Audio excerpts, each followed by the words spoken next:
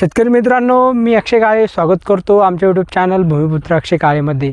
मित्रांनो, आपण आजच्या व्हिडिओमध्ये गव्हाचे फुटवे वाढवण्यासाठी काय उपाययोजना केल्या पाहिजे आणि कोणती फवारणी आपण आपल्या गहू पिकात केली पाहिजे याबद्दलची संपूर्ण माहिती या व्हिडिओमध्ये बघणार आहोत। त्यामुळे शेतकरी मित्रांनो, व्हिडिओ पूर्ण बघा आणि चॅनलवर जर तुम्ही पहिल्यांदा आले असाल तर चॅनलला नक्की सबस्क्राइब करा। चला तर मित्रो, जरा वेळ न घेता व्हिडिओला सुरुवात करूया।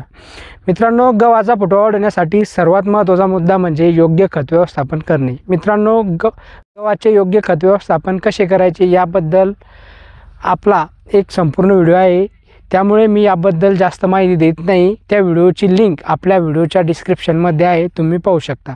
तर दुसरा मुद्दा म्हणजे गहू पिकातील तण नियंत्रण ठेवणे। मित्रांनो, या दोन गोष्टी जर तुम्ही केल्या तर तुमच्या गहू पिकात फुटवा वाढायला मदत होणार आहे। तर आपल्याला एक चांगल्या प्रकारची फवारणी आपल्या गहू पिकात घेणे त्या ठिकाणी गरजेचे असते। तर मित्रांनो, चांगल्या प्रकारची फवारणी गव्हाला केव्हा घ्यावी जेणेकरून फुटवा होण्यास मदत त्या ठिकाणी आपल्याला होईल।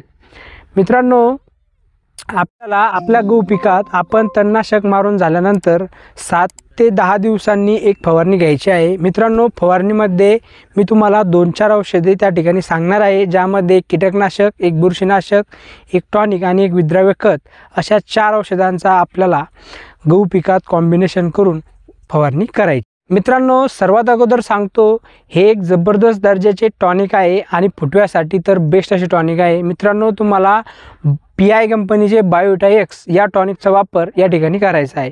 हे टॉनिक फुटव्यासाठी एक प्रभावी असे टॉनिक आहे। मी स्वतः या टॉनिकचा वापर करतो। तुम्ही या व्यतिरिक्त धनजाइम गोल्ड, जे की धानुका या कंपनीचे येते, या टॉनिकचा देखील वापर करू शकता। मित्रांनो, या दोन्हीपैकी तुम्हाला कोणती एकच टॉनिक आपल्या गहू पिकात घ्यायचे आहे। दोन्ही टॉनिकचे प्रमाण तुम्हाला 15 ते 20 लिटरच्या पंपासाठी 40 मिली तुम्हाला या ठिकाणी वापरायचे आहे। तेच मित्रांनो, आपल्याला एक चांगल्या दर्जाचे कीटकनाशक यासोबत वापरायचे आहे।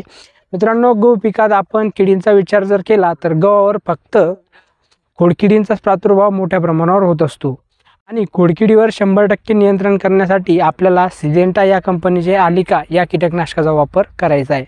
याचे प्रमाण आपल्याला 10 मिली प्रतिपंप या ठिकाणी याचा वापर करायचा आहे। मित्रांनो, त्याचबरोबर आपल्याला आपल्या गहू पिकात एक चांगल्या दर्जाचे बुरशीनाशक वापरायचे आहे।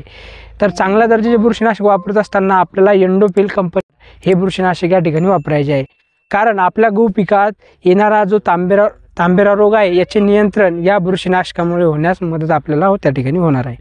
मित्रांनो, याचे प्रमाण आपल्याला 35 ग्रॅम प्रतिपंप याचा वापर करायचा आहे, किंवा या व्यतिरिक्त तुम्ही एंडोफिल कंपनीचे M45 हे बुरशीनाशक देखील वापरू शकता। तसेच मित्रांनो, आपल्याला एक विद्राव्य खत यासोबत वापरायचे आहे, ज्यामध्ये आपण 12-61-0 किंवा 19-19-19 हे विद्राव्य खत या ठिकाणी वापरू शकतो। यापैकी तुम्हाला कोणते एक विद्राव्य खत या ठिकाणी वापरायचे आहे। विद्राव्य खत वापरत असताना तुम्हाला विद्राव्य खताचा वापर 100 ग्रॅम प्रतिपंप या ठिकाणी करायचा आहे। मित्रांनो, शेतकरी मित्रांनो, तुम्ही जर अशा प्रकारे जर पहिली फवारणी केली तर तुमच्या गहू पिकात खोडकिडींवर नियंत्रण होण्यास मदत होईल। तसेच जो काही तांबेरा रोग येणार आहे, या तांबेरा रोगाचा प्रादुर्भाव कमीत कमी होईल, हा फुटवा होण्यास त्या ठिकाणी मदत होईल। तर मित्रांनो, आशा करतो की हा व्हिडिओ तुम्हाला आवडला असेल। व्हिडिओ आवडला असेल हा व्हिडिओ इतर शेतकरी बांधवांसोबत शेअर करा। चॅनलवर जर तुम्ही नवीन असाल तर चॅनलला नक्की सबस्क्राइब करा। पुन्हा भेटूया असेच एका नव्या व्हिडिओमध्ये नवीन माहितीसह। तोपर्यंत धन्यवाद। जय जवान, जय किसान।